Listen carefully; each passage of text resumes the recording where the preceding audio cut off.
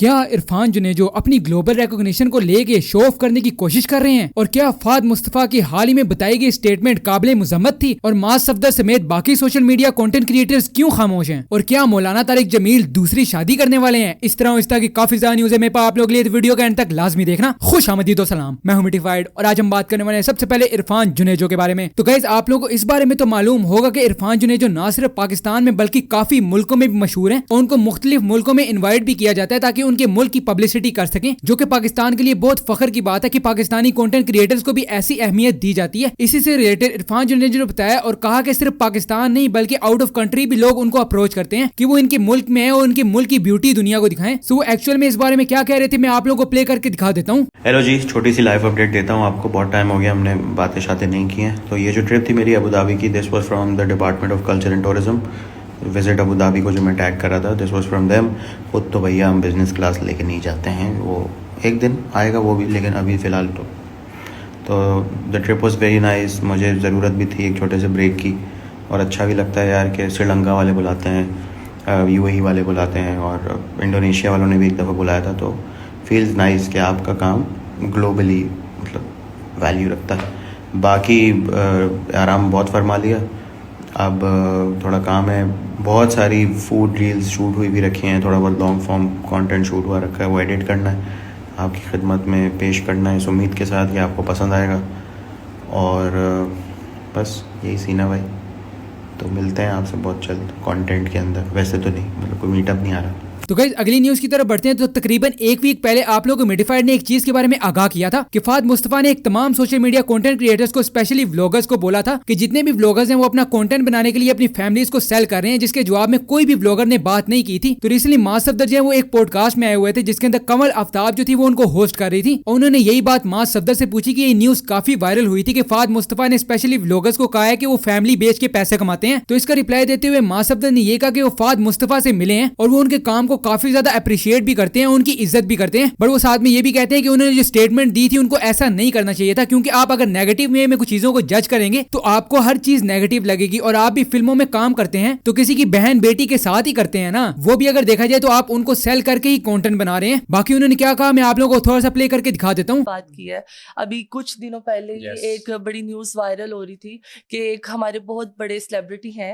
जिन्होंने कहा है कि मुझे शर्म आती है, शायद अगर मैं कुछ आगे पीछे लफ्ज मतलब उन्होंने कहा कि मुझे बहुत अजीब लगता है कि लोग अपनी फैमिली को दिखा के मतलब बेच के पैसे कमा रहे हैं। तो मैं जो कि हमारा पॉइंट ऑफ व्यू नहीं, एटलीस्ट हाँ ये बाकी हम, लेकिन हम चाहते हैं कि आप इसको क्लियर करो कि यार मैं देखा था बट मेरा कोई हाँ आपने देखा था ना, फाइनली शुक्र है हमने कुछ गलत नहीं बोला। आपने देखा? मैं देखा था बट मैंने रिएक्ट उस पर कुछ भी नहीं किया, ना मुझे करना था।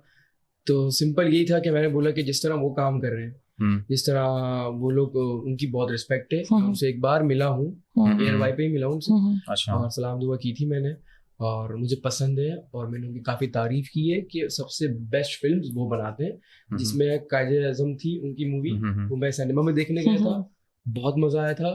बट सीन इज दैट हम अप्रिशिएट करते हैं, अप्रिशिएट करते हैं हम। बट दूसरा ये है कि कोई ना कोई कहीं ना कहीं से तो अपना घर चलाएगा, सही है।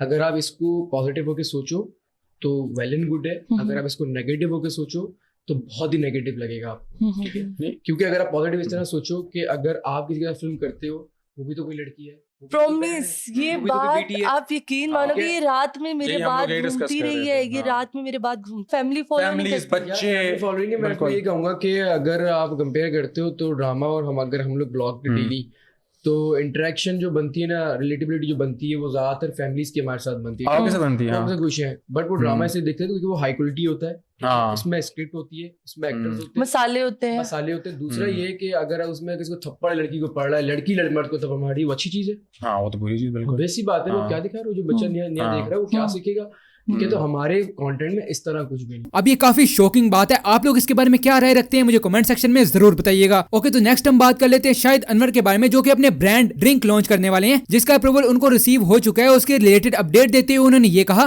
गरीबो आज मेरे एनर्जी ड्रिंक का अप्रूवल फॉर्म आ चुका है।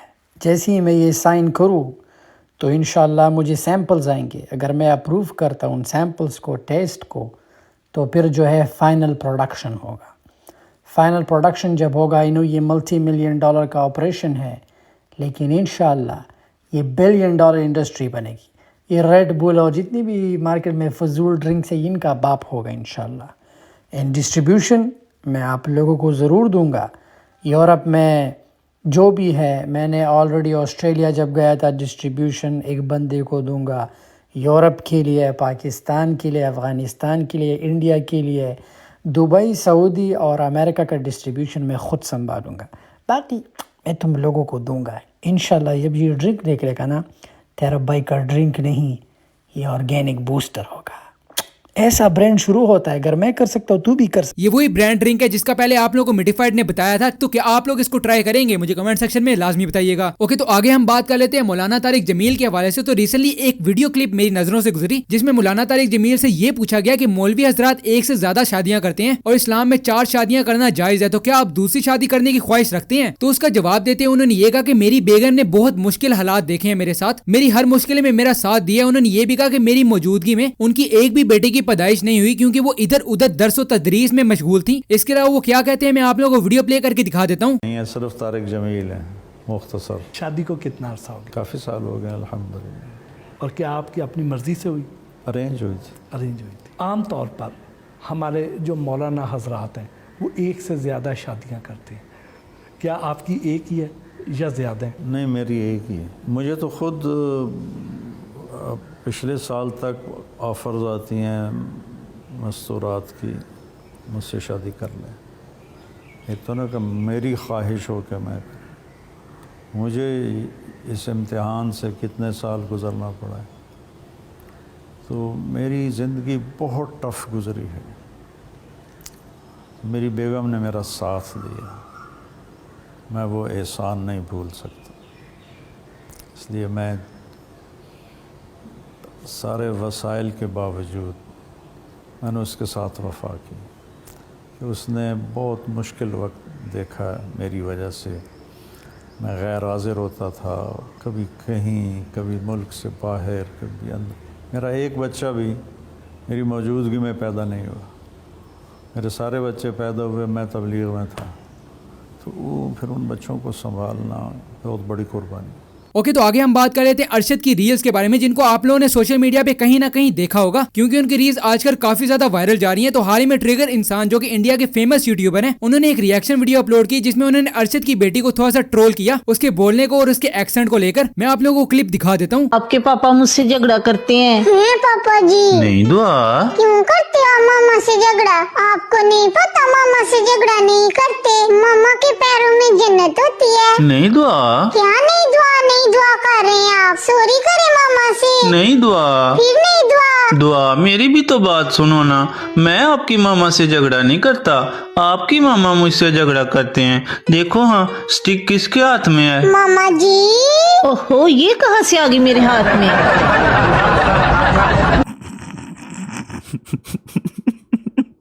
नहीं दुआ, दिस इज नॉट दुआ, दिस इज बद्दुआ।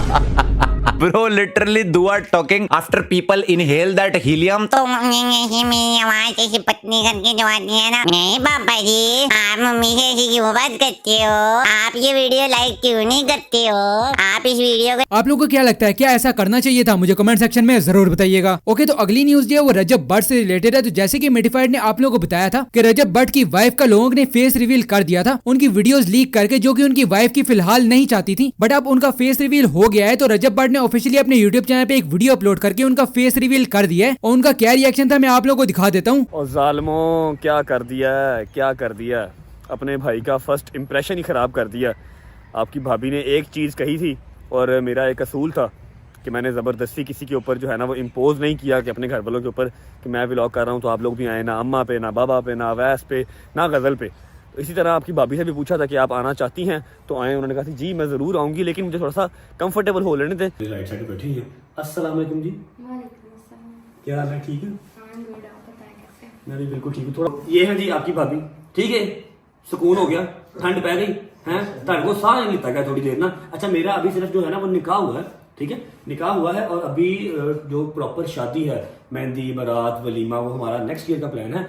जस्ट बिकॉज हमने अभी घर ले लिया आगे हम बात कर लेते हैं कंवल आफ्ताब और जुल्कर नैन सिकंदर के बारे में। तो रिसेंटली उन्होंने एक वीडियो अपलोड किया अपनी इंस्टाग्राम पर जिनमें दोनों डांस कर रहे होते हैं, जो कि आप लोगों को स्क्रीन पर नजर आ रही होगी, जिस पर काफी लोग उनको बहुत ज्यादा हेट देना शुरू हो गए थे, जिसका रिप्लाई जुल्कर नैन सिकंदर ने खुद भी किया। मैं आप लोगों को दिखा देता हूँ। सुंबल खान कहती है बेहयाई इतनी फैलाएं कि अपने मरने के बाद अपने लवाहकीन को उसको डिलीट करने में ज्यादा मसला ना हो, जिस पे जुल्कर नैन कहते हैं आप भी उतनी नफरत फैलाएं कि आपके मरने के बाद आपके घर वालों को कमेंट डिलीट करने में ज्यादा टाइम ना लगे। आयशा भी कहती है खुसरे, जिस पे रिप्लाई करते हुए जुल्कर नैन कहते हैं थैंक यू खुसरी। अब मुझे तो नहीं पता कि ये कमेंट सेक्शन में क्या चल रहा है, आप लोग इन इन्फ्लुएंसर्स के बारे में क्या कहते हैं मुझे कमेंट सेक्शन में लाजमी बताइएगा। अब बात कर लेते हैं अचीवमेंट्स के बारे में। तो वेला मुंडा ने क्रॉस कर लिए 1 मिलियन सब्सक्राइबर्स। एनिमे न्यूज में हमारे पास सबसे पहले न्यूज आ रही है the wrong way to use healing magic. इसकी ब्रॉडकास्टिंग शुरू होने वाली है जनवरी 5 से। लास्टली हम बात कर लेते हैं bottom tier character Tomozaki second stage के बारे में, और ये शुरू हो रही है जनवरी 3 को। तो लेट्स सी कि ये दोनों एनिमेस कैसे होने वाले हैं। अभी के लिए मेरे पास इतनी न्यूज थी। अगर आप लोगों को वीडियो पसंद आई है तो यार लाइक कर देना। मैं आप लोगों से मिलता हूँ अगली वीडियो में। अल्लाह हाफिज।